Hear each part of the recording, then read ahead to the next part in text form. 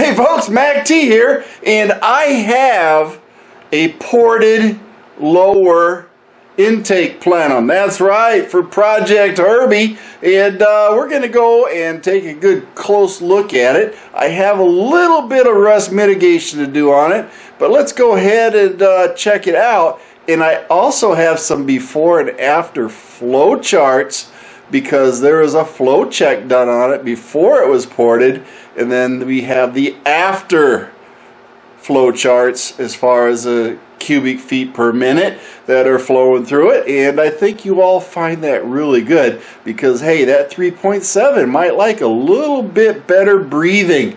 So let's go ahead and check out what we did with it and where we're going with it. First things first, we do have a little bit of a rust mitigation to do on this. What this is, there's two places on here, and this is where your coolant goes through, and the tube actually picks up through here, and then it goes through these two top holes right here. And these of course are the actual lower intakes that go into the engine, and these were ported. And I think you can actually see where some of the work was actually done. That's right. Got everything cleaned up. Nice and clean. So I think you can see some of that in there. See what was done. And we're going to go ahead and clean it up a little bit. It has been cleaned a little bit as far as the porting goes. But you can see what it looks like now with all the old oil scale and extra plastic and everything that's been cleaned on it. So this one has been ported, and this is to the driver's side that you're going to be seeing here on here. So as we're looking at the engine as it would be put in there, this would be cylinder 1, 2, 3, 4, 5, 6. That's how it goes. But I got to do work on this side, so when we flip it over, remember 1. Okay, so we have 1 over here, and what we have is 1, 2, 3, 4, 5, 6. Flip it over, number 6, right? Okay, so these have all been ported, and the upper intake plenum has also been ported, but that is with Herbie right now.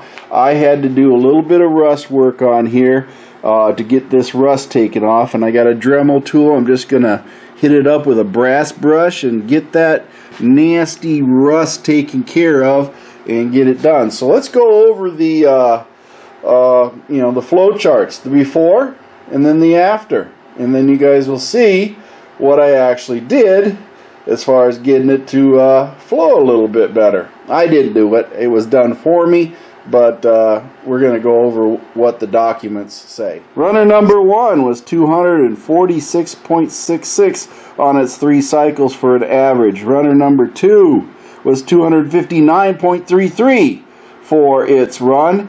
Runner number 3 was 251.66 for its run. Runner number 4 was 260 flat.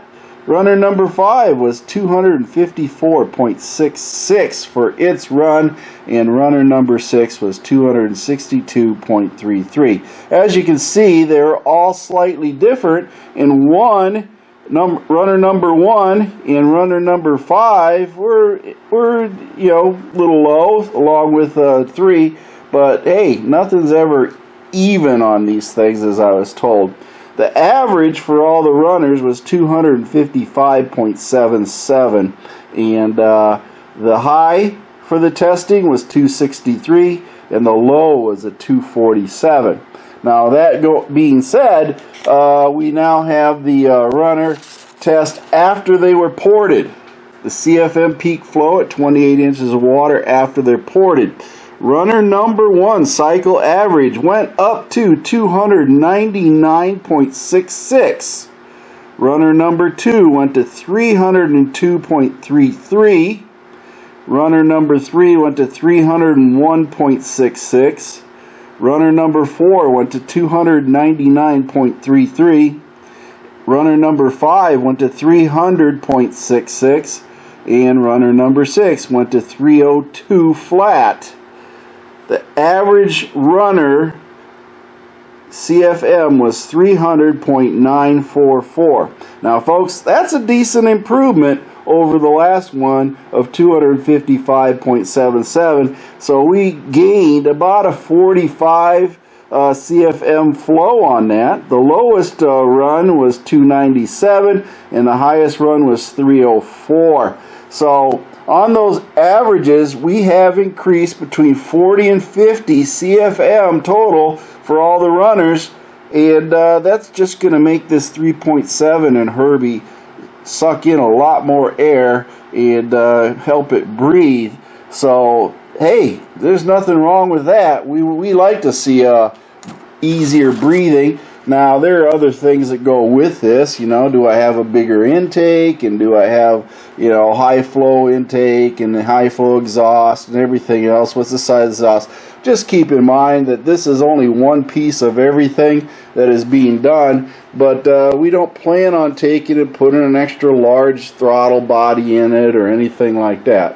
So we're just going to go ahead and proceed on with this, but I do want to clean this all up, so let me go ahead and get some rust mitigation done and with this Dremel tool, and we'll clean her up, and then you guys can see what it looks like after I'm done. And this is the before, and then of course we're going to have the after.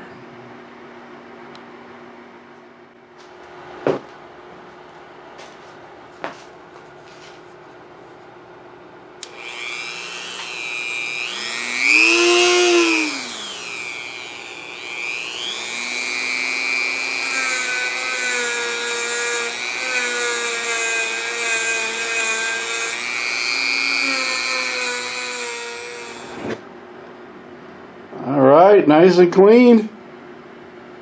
Got them cleaned up as good as I can here, ready to install on Project Herbie. And that is it, folks. I think we're ready to go.